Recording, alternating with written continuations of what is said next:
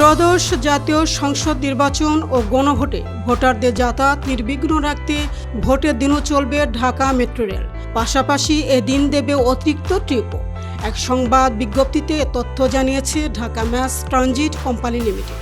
Metro কর্তৃপক্ষ বলছে এর ফলে ভোটার ও নগরবাসীর যাতায়াত আরও সহজ, দ্রুত ও নির্বিঘ্ন হবে। 12ই ফেব্রুয়ারি ত্রয়োদশ জাতীয় সংসদ নির্বাচন ও গণভোট। এ উপলক্ষে ওই দিন সহ কয়েকদিন দেশে সাধারণ ছুটি ঘোষণা করা হয়েছে।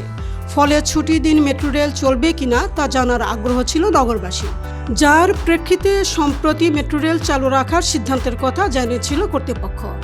তবে বিষয়টি সংবাদ বিজ্ঞপ্তিতে নিশ্চিত করে মেট্রো রেল কর্তৃপক্ষ। ডিএমটিসিএল এর সংবাদ বিজ্ঞপ্তিতে বলা হয়, ভোটের দিন ভোটাররা যেন দ্রুত ও স্বাচ্ছন্দ্যে ভোট কেন্দ্রে যেতে পারেন, সে লক্ষ্যে মেট্রো রেল নিয়মিত সময়সূচি অনুযায়ী পরিচালিত হবে। পাশাপাশি ভোট গ্রহণের সময়ে যাত্রীদের অতিরিক্ত চাপ মোকাবেলায় ট্রেনের সংখ্যা বাড়িয়ে অতিরিক্ত ট্রিপ পরিচালনা করা হবে।